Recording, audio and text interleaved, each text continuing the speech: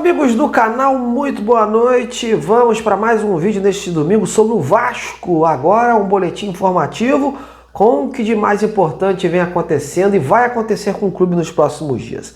Agora vamos falar desse momento pós-derrota, Bragantino, né? Os desdobramentos, o que será feito visando a partida contra o São Paulo, que acontece apenas no dia 12, mas que virou uma verdadeira final, uma verdadeira decisão para os dois clubes antes da parada do Mundial de Clubes, e destacar a situação de reforços. Amanhã, segunda, começa uma janela aí que vai durar cerca de 9 dias, onde o Vasco e outros clubes podem trazer novas peças antes do janelão de julho. Mas o clube segue sem um executivo de futebol. Como é que fica isso, hein? Será que vai pintar reforço agora ou só em julho?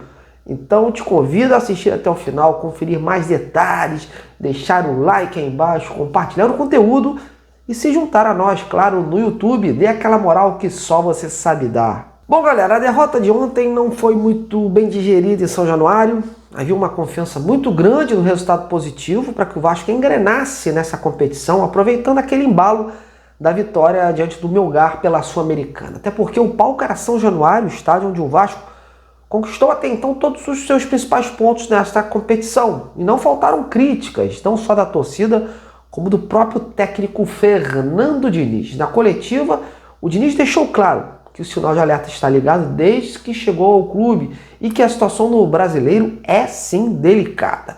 O time tem 10 pontos em 11 partidas e precisa retomar o rumo das vitórias. Sobre o resultado de ontem, ele criticou bastante os vacilos da defesa, sem citar nomes, claro. Segundo ele, foram 2 gols extremamente fáceis de serem evitados, já que tudo isso foi muito bem treinado por eles. Tanto o posicionamento nos escanteios, que originou aquele primeiro gol, como a falta de atenção com os atacantes na área, que resultou naquele belo gol do Isidro Pita. O técnico frisou que os jogadores treinam muito, né? Treinaram demais, mas que cometeram falhas que não podem cometer. Por outro lado, o Diniz considerou que o time não jogou mal. Houve aí cerca de 20 finalizações, foram criadas oportunidades, mas a equipe não foi efetiva como foi o Bragantino. Isso incomodou muito o treinador, que destacou que não adianta criar muito e não colocar nas redes, né? Porque a vitória é que fica marcada no resultado final. E a ordem agora em São Januário é trabalhar ao máximo para reverter esta situação incômoda. O próximo jogo só será dia 12 de junho, ou seja, contando hoje, o Vasco terá aí cerca de 11 dias para ajustes, correção de erros e buscar uma nova condição, uma nova proposta, uma nova postura para conseguir os pontos lá fora, jogando contra o São Paulo. E logo após isso, terá a tal parada para o Mundial de Clubes. Será tipo uma mini pré-temporada, e que seria um bom momento aí para dar mais condição ao time. A ideia do Fernando Diniz é trabalhar com extrema dedicação para a equipe ficar mais forte e ganhar recurso em todos os aspectos de jogo, aspecto físico, emocional e tático. Mesmo fazendo críticas veladas aos erros da equipe, o Diniz fez questão de manter sua confiança no elenco. Ele acredita que o time vai melhorar, vai render mais com ele, né? E vai poder evoluir na sua plenitude. E eu vou te falar que o Vasco precisa ficar atento mesmo. Esse jogo contra o São Paulo pode levar um dos dois clubes a amargar aí durante a parada do Mundial a zona de rebaixamento. Você já imaginou o seu time ficar quase um mês no Z4? E eu te explico por que o Vasco, com os resultados dessa rodada, que diga-se de passagem até foram ótimos para a equipe, não se afundar no Z4 ali, né? O que acontece? Ele manteve o Vasco ali na 15ª colocação com 10 pontos. Está quase ali perto do Z4. Mas atrás dele tem o Vitória, que também está com 10, né? Empatou o jogo hoje contra o Corinthians. E o Fortaleza, que foi para a zona de rebaixamento, né? E que está com 10 também, depois de tomar essa chinelada no Maracanã aí contra o Flamengo. Então, meus amigos, a questão é o seguinte: esses dois clubes, eles vão jogar na próxima rodada em suas respectivas casas. E se vencerem, e o Vasco ou o São Paulo perderem, um dos dois pode amargar o Z4. E o Vasco está em situação até pior, porque até um empate, junto com a vitória desses dois clubes, pode também ajudar a empurrar o time do Diniz para o Z4. O Vasco iria para 11 E essas equipes que hoje estão com 10, se vencerem os seus respectivos jogos, vão para 13. Então, ficar a parada inteira no Z4 é totalmente indigesto, né? Então Deus queira que isso não aconteça, que o Vasco tome vergonha na cara.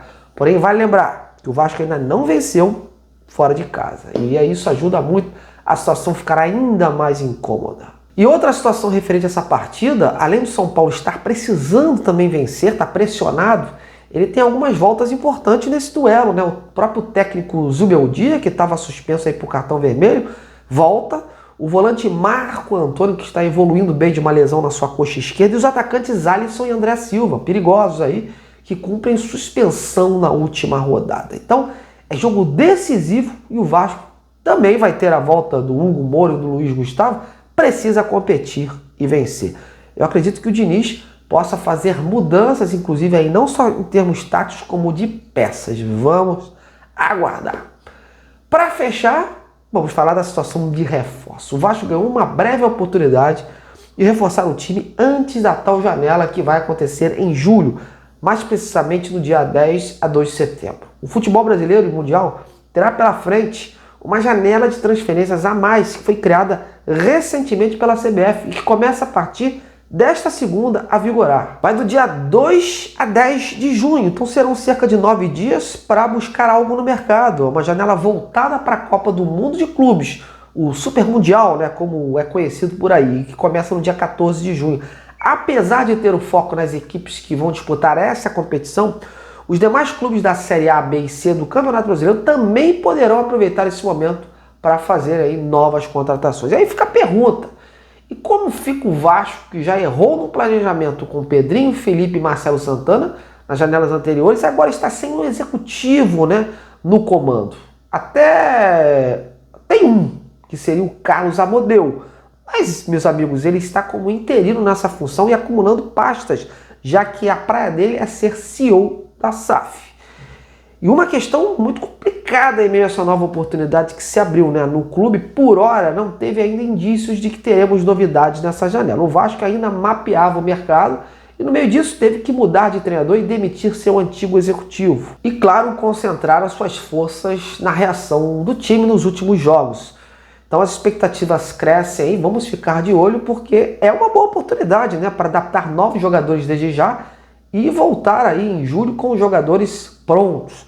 Reforços úteis para um elenco que ficou nítida a falta de opções jogo a jogo. Isso sem falar na resolução aí do futuro do Coutinho, que tem o seu contrato se encerrando no final desse mês, e do Payet, que terá o seu contrato acabando no próximo mês. O Vasco tem que definir essas situações, né? O Vasco não pode voltar a errar como errou nos anos anteriores, e esse ano, mais uma vez, precisou recalcular a rota.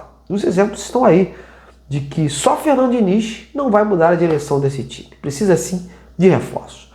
Bom, meus amigos, estou indo, agradeço, estou colocando um ponto final, mas agradecendo a sua audiência, em breve a gente volta. Mas não deixe de comentar nesse vídeo como você vê essa chance de se reforçar, né? E em meio a isso aí, essa situação do clube não ter um homem de futebol para isso. Tá confiante aí que chega algo nessa janelinha ou somente no janelão mesmo? Então comente, participe. Grande abraço a todos e até amanhã.